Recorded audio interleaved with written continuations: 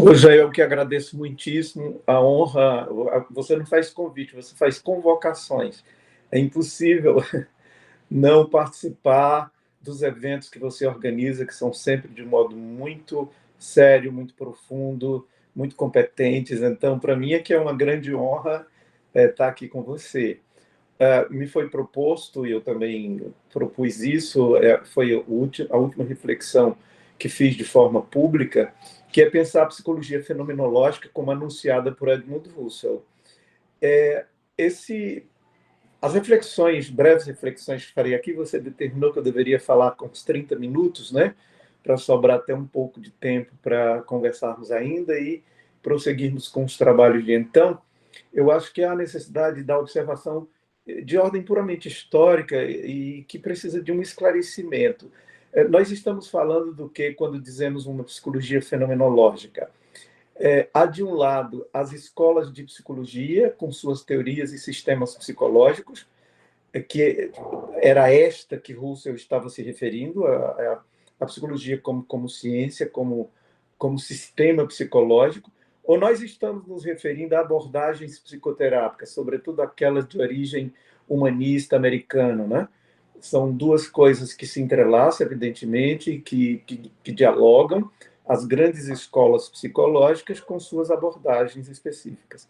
Aquelas que nos concernem mais de perto, como as abordagens humanistas, que são justamente a gestalterapia, a abordagem centrada na pessoa, a logoterapia, enfim, tantas outras com as quais lidamos cotidianamente. E o que ficou muito marcado, que eu creio, e aí é uma posição pessoal, que houve um equívoco a princípio de tomar essas abordagens que foram constituídas por seus criadores a partir de contextos históricos, inclusive filosóficos também, culturais, etc., e que não necessariamente tinha a fenomenologia como inspiração e sequer muito menos como fundamento.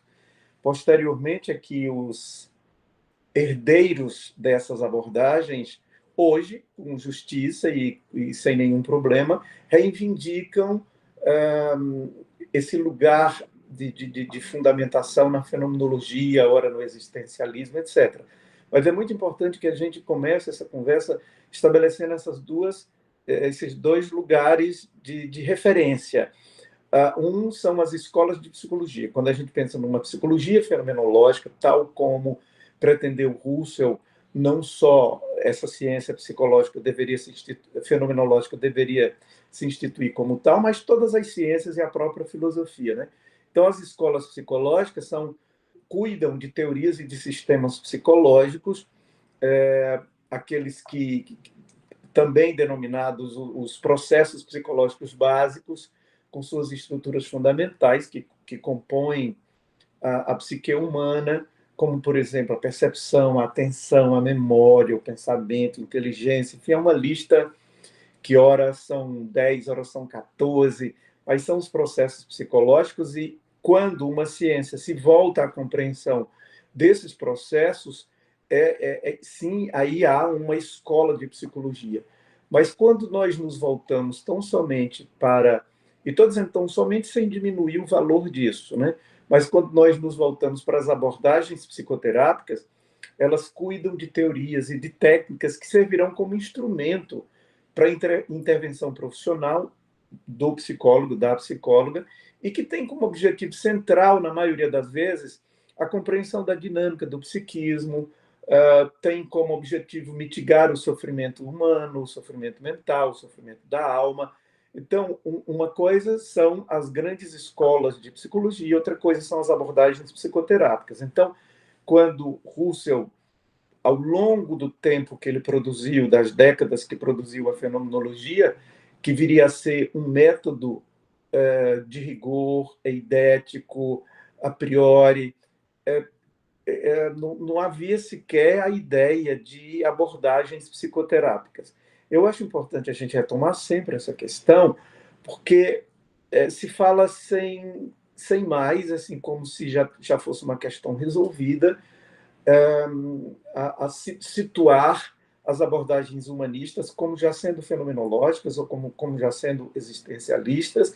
O fato é que três dos assessores de Husserl, dos seus colaboradores, Kafka, Keller, Wertheimer, tentaram construir uma psicologia que seria a psicologia fenomenológica, ou a psicologia da Gestalt, a psicologia da forma, e encontrou uma crítica do Husserl muito severa, no sentido de que havia ali equívocos, que eles tomaram a consciência ainda como predicativo egocêntrico, não tratou da consciência como intencionalidade. Enfim, aquilo que existiu como projeto de uma psicologia fenomenológica foi duramente criticada por Husserl, a ponto do Merleau-Ponty sair em defesa dos psicólogos, achando que o Husserl teria sido muito rude, muito rigoroso com a análise que ele fez daquilo que seria a psicologia fenomenológica. Então, dito isso, feito esses esclarecimentos, eu estou tentando aqui ser o mais breve possível para em seguida dar tempo, né, eu conseguir sintetizar todos os elementos que achava interessante ou necessário para esse momento. Então, o Husserl trouxe para si a tarefa de elaborar um método filosófico que se contrapusesse ao exitoso método positivo, ao positivismo, onde foram fundadas todas as ciências, e o caminho por onde se desencaminhava a própria filosofia, né? E, sobretudo, instigado pelas questões diltianas, que trazia a necessidade da construção ou constituição de ciências não mais explicativas, que apenas explicasse fatos, mas que pudéssemos constituir ciências compreensivas. E é assim que deveria ser a psicologia, uma psicologia fenomenológica.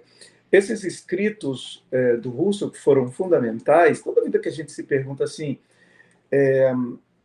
a gestalterapia é fenomenológica, ela é existencialista, ela sobretudo fenomenológica, não é?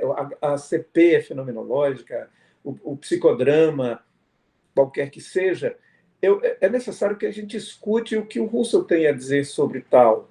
E ele escreveu longamente sobre essa questão, né? Mergulhou nessas reflexões, sobretudo nos escritos que vão do ano de 1925 a 28, ou seja, um período de 4 anos, em que há uma clara definição do que deveria ser uma psicologia fenomenológica e sua relação com a fenomenologia transcendental. Nesse momento, eu acho importante dizer que grande parte desses textos já foram traduzidos para o português, lançados pela Vozes, mas ficou faltando exatamente o núcleo central, que são aqueles textos mesmo da psicologia fenomenológica, em que o Husserl divide em 2 grandes momentos, a parte sistemática e uma parte introdutória. A essas alturas, eu fiz, traduzido do francês para o português, uma boa parte dessa parte introdutória, que já foi lançada na revista da Fenomenologia, dirigida e editada pelo Adriano Holanda. E você, Jean, também já fez a tradução, né, da primeira parte sistemática. Enfim, aos poucos é que você, o Akira Goto e outros interessados em tornar público esses textos do Husserl, que trata especificamente do que deve ser uma psicologia fenomenológica, porque eu creio que somente com todos esses dados em mãos é que nós vamos poder saber o que de fato deveria ser uma psicologia fenomenológica e o quanto poderíamos atribuir um caráter fenomenológico àquilo que hoje chamamos as abordagens humanistas, né? E chamo a atenção à possibilidade a essas publicações, porque dos textos específicos de 25, porque eles são a base absolutamente inigualável para a gente finalmente ter uma baliza sobre o que de fato seria uma psicologia fenomenológica. Então, isso se encontra na Husserliana 9, em escritos chamado Phänomenologische Psychologie, a nona Husserliana, e que se trata das preleções do semestre do verão de 1925. há vários escritos que compostos dão, perfazem essa russeliana e que se constitui da quarta e última versão do artigo destinado à Enciclopédia Britânica,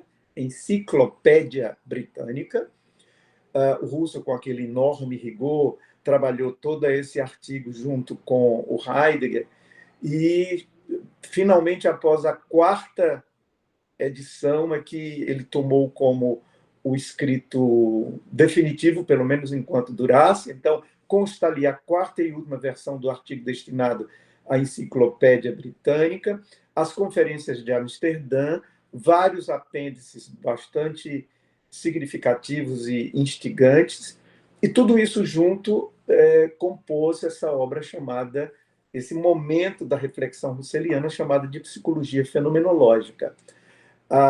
Já tinha dito isso, mas é importante lembrar que, depois de tornado público o texto em alemão, ele veio a ser traduzido para o francês, uma tradução clássica da editora Vram, de onde nós, eu, Jean, o Tommy Akiragot, estamos retirando os textos para tradução para o português. No meu caso específico, com o texto do Jean, por exemplo, que ele traduziu, eu fiz uma revisão técnica, mas nos textos que eu traduzi, a revisão técnica foi feita pelo Renato Kirchner, que é um dos tradutores do Heidegger, e que conhece muito bem a língua alemã.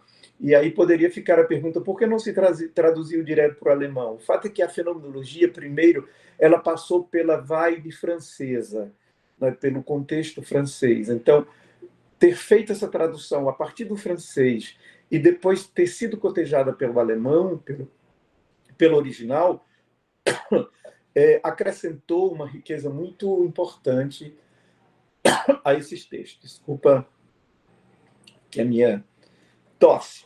Então, chegando diretamente agora nos escritos do Russell, meu Deus, desculpa. No início, no início dos escritos do Russell, quando ele tratava dessa questão da psicologia, essas primeiras investidas, como o Cabestan chama, houve uma espécie de confusão, né? Havia ali a crítica ao psicologismo, já presente nas investigações lógicas. Por outro caminho, no momento de crises, que é um momento final do pensamento russeliano, ele já trata da questão dos vividos da consciência.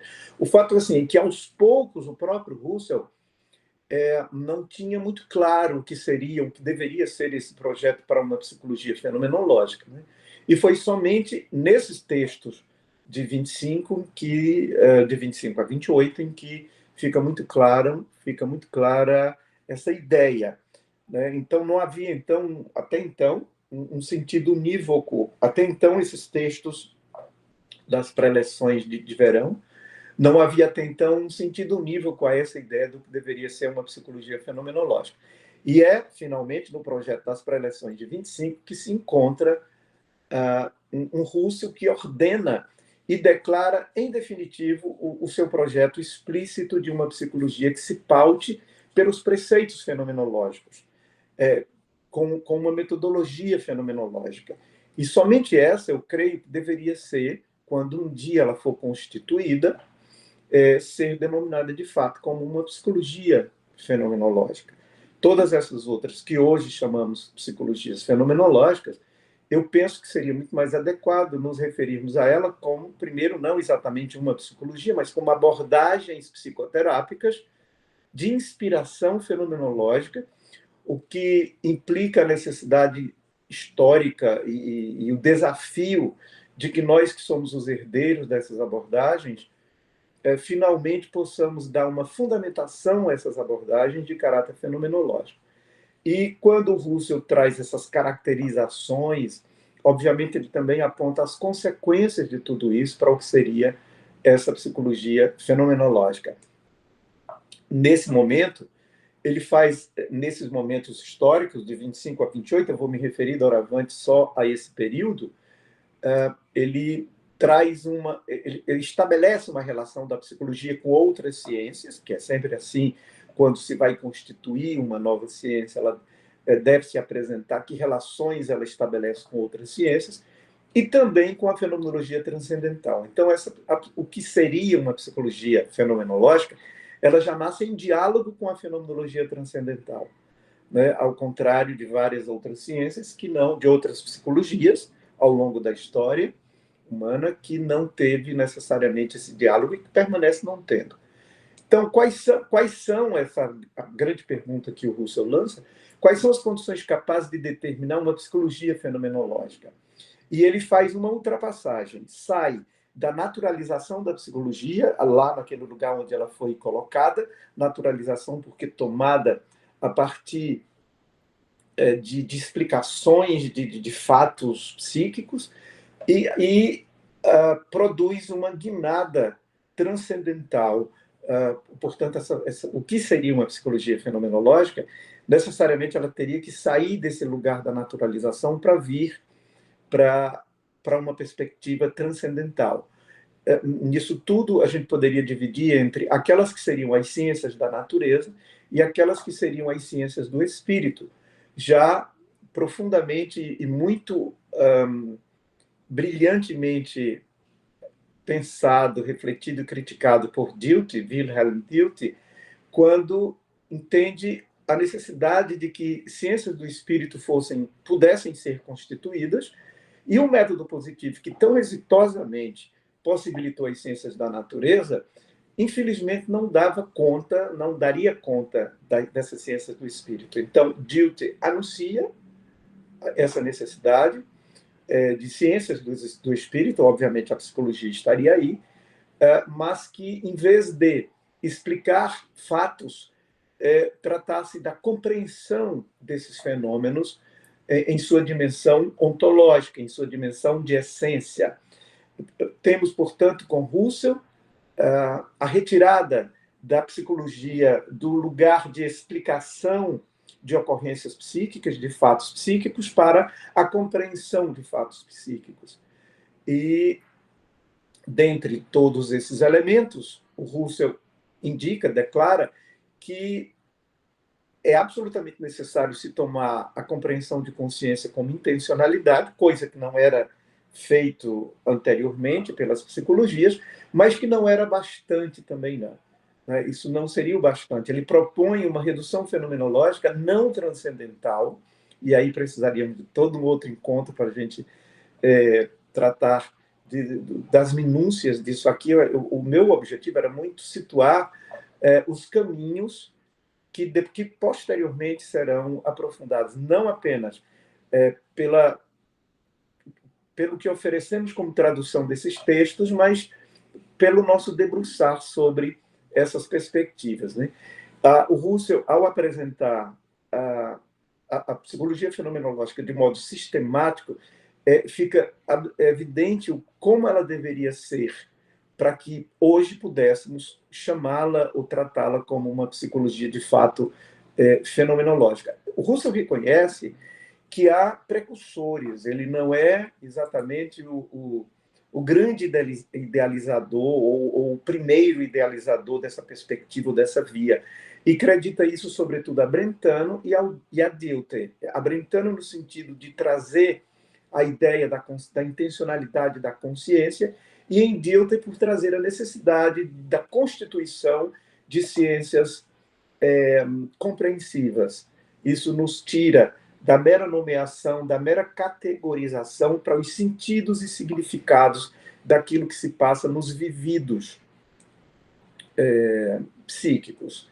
Então, Russell elabora uma análise eidética, junto a isso, os vividos intencionais, que é onde deveria se situar essa psicologia fenomenológica. O professor Jean já está bastante avançado na tradução dessa parte sistemática e obviamente, já deve ter mergulhado por essas vias. Então, ele analisa as razões que enfraqueceram o Russell ainda. Nesse anúncio, ele analisa as razões que enfraqueceram as influências de Dilthey. É como se ele dissesse assim, tudo que Dilthey disse já teria sido necessário uma tomada de providência. No entanto, toda a sua genialidade foi enfraquecida, primeiro, pelo limite do horizonte de compreensão que aquelas próprias pessoas, os psicólogos primeiros, tinham, de modo a que não foi possível receber a crítica diltiana com a intensidade que foi necessária, que teria sido necessário, né? O Russell também reconhece, ainda assim, a presença de limites decorrentes do próprio ponto de vista de Dilthey. Apesar de ele ter tido intuições magistrais, o Russell reconhece que há limites ali naqueles pontos de vistas que apontavam para novos caminhos metodológicos relativos à reforma da psicologia de então. Então, a psicologia já estava lançada, já tinha uma grande repercussão, e era necessário que ela fosse reformada. E reformada no sentido de que, estando montada, estruturada, somente na perspectiva do positivismo, ela não dava conta daquilo que seria o fundamental, que é a psique, que é a alma, que é o espírito, né? O Merleau-Ponty usa uma metáfora muito interessante para se referir a esse momento de crítica, tanto diltiana como russeliana, que é como se tivessem construído psicologia sem a psique, né? Cortaram a cabeça, né? Ficou-se apenas na tentativa de compreensão ou de explicação dos comportamentos humanos. E embora o comportamento humano, o behaviorismo, né, os comportamentos humanos sejam produtos da psique humana, não é exatamente a psique humana. Então nós tínhamos que voltar às coisas mesmas, que é a psique humana. E, para tanto, havia a necessidade de um método que nos desse acesso a essa psique humana, que é justamente o método fenomenológico proposto por Russell. Então, ele declara, anuncia a necessidade de ultrapassar a mera tarefa explicativa dos fatos psicológicos e situar na esfera da compreensão dos fenômenos. As ideias de Dilthey careciam de uma ambiência filosófica e científica suficientemente madura para acolher isso que tinha sido anunciado. E, no entanto, não havia ainda esse contexto, né? O tempo inteiro, nos escritos do Russell, esses a que me refiro o tempo todo, e até o final da minha fala, ele faz elogios rasgados à genialidade e à intuição que o Dilthey teve, né? No entanto, foi insuficiente, não só pela própria precariedade da compreensão dilthiana, quanto pela ambiência filosófica e científica de então.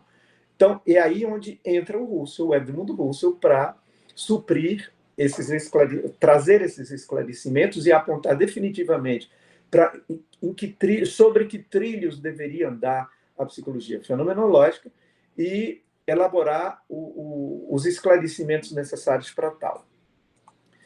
Então, ele traz claramente a denúncia da incompatibilidade entre aqueles caminhos de produção de ciência da natureza, extremamente exitosos, não há dúvida sobre isso, relativamente aos caminhos que as ciências do espírito deveriam caminhar. Então, até aqui, numa síntese, fica muito claro isso. Advento das ciências. Que caminho essas ciências tomaram? Tomaram apenas o caminho do positivismo, no máximo da sua mão direita, que é o funcionalismo, mas era necessário o advento de outros caminhos que, sem abrir mão do rigor, do caráter a priorístico, do caráter eidético, da racionalidade. Então, o Russell não abriu mão de nada disso que estava presente ali nas primeiras ciências, né? O método dele inclui tudo isso, mas alarga a possibilidade para que as ciências do espírito aí pudessem se instalar. Então, havia uma impropriedade, uma insuficiência do método filosófico de então, embora reconhecido o caráter exitoso com que ela trata outros objetos. É muito, não diria simples, porque a ciência nunca é simples, produzir conhecimento nunca é simples, mas é muito mais passível de êxito se fazer ciências de objetos mensuráveis, que se submetem a hipóteses como os fenômenos substanciais, do que fazer isso com a psique humana, que é algo que não se tem assim à mão, não é uma coisa à mão. A pretensão, portanto, do Russell foi que se elaborasse uma psicologia puramente intuitiva, no sentido de intuição das essências, a partir do que se fizesse possível descrever e analisar os fenômenos da psique. Os passos são esses. Primeiro, descrevemos, através de todo o método que todos nós conhecemos, né, do método fenomenológico, e depois de descrito, analisássemos esses fenômenos da psique através do seu método, que é racional e de rigor, voltado às intuições das essências do fenômeno, que é a sua dimensão ontológica, com caráter a priorístico, que pudesse dar conta das especificidades de um objeto que não é nada afeito aos ditames da investigação positiva. Que objeto é esse que não é afeito à investigação positiva? A nossa psique. Então, não dá para fazer uma ciência da psique definitivamente por esses caminhos. Então, todo o trabalho do Russell, lá na introdução da psicologia da psicologia fenomenológica, é muito no sentido de nos convencer da inadequação de permanecermos pesquisando e aprofundando uma psicologia natural e positiva, porque o objeto da psique ele não se submete a esses ditames lá. Então, a subjetividade era, a essas alturas, aquela altura, e continuou sendo durante muito tempo, era não apenas evitada, mas era muitas vezes hostilizada. Não se acreditou poder fazer uma ciência em que a subjetividade tivesse completamente anulada. E aí o Russell nos lembra, é somente o sujeito existencial que é capaz de descrever e de explicar historicamente os meandros do vivido. Ora, se nosso objeto que precisamos conhecer é o vivido, não há outro lugar de acontecimento senão no âmago da subjetividade. Ainda que essa subjetividade se faça, se dê por intersubjetividade, por entrelaçamentos com outras subjetividades, que foi exatamente o que ele veio a produzir depois, que é a ideia da intersubjetividade no mundo vivido, na Lebenswelt. Então, não dá para anularmos, hostilizarmos esse sujeito. Né? É exatamente em meio aos fatos históricos que são individualmente vividos, onde podemos nos dar conta dos encadeamentos internos.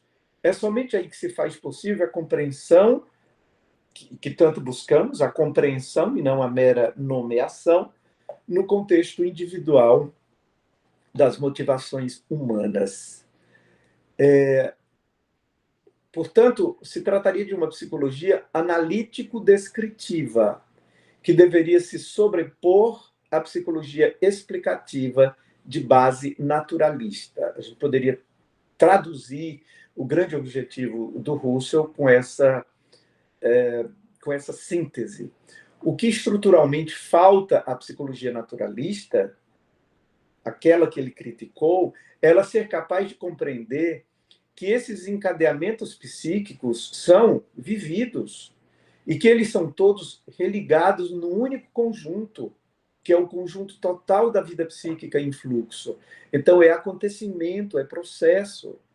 Nesse ponto de exposição, o Russell chega a acusar de estéril toda a psicologia que não se volta à fundação da dimensão espiritual a partir desses encadeamentos e da compreensão desse vivido espiritual. Voltar-se, este é o lema do que deveríamos fazer enquanto psicólogos que pretendemos ser fenomenólogos. Voltarmos para a interioridade do vivido, a fim de produzir uma análise descritiva daquilo que se vislumbrou em seu profundo e que nos conduziria a uma compreensão dos sujeitos em intersubjetividade das suas formações espirituais, enquanto ali se encadeiam os vividos. Caberia ao pai da fenomenologia, o Edmund Husserl, a tarefa, então, de esclarecer o que não restara suficientemente claro no pensamento de Dilthey. Coube a Husserl, do mesmo modo, propor os fundamentos constitutivos de uma psicologia que, partindo das subjetividades vividas, fosse capaz de atingir a universalidade, segundo leis rigorosas e racionais. Tratar dessa questão do que deveria ser uma psicologia fenomenológica é o grande projeto de muitos anos da vida do Husserl, e transpor isso tudo em 30 minutos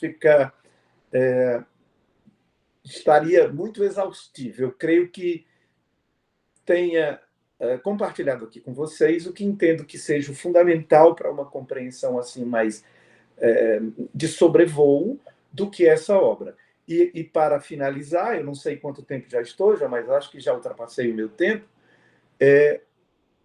sugerir, propor, alertar a todos nós que somos psicólogos e psicólogas para a necessidade absoluta de ouvirmos o que o Husserl tem a dizer sobre o que é ou o que deveria ser uma psicologia fenomenológica, para que, então, tivéssemos elementos suficientes para configurar, quer seja a gestalterapia, a ACP, o psicodrama, como abordagens, no mínimo, de inspiração fenomenológica. Então, com isso, eu fecho a minha fala e, se vocês desejarem dizer algo, perguntar algo, estou aqui à disposição.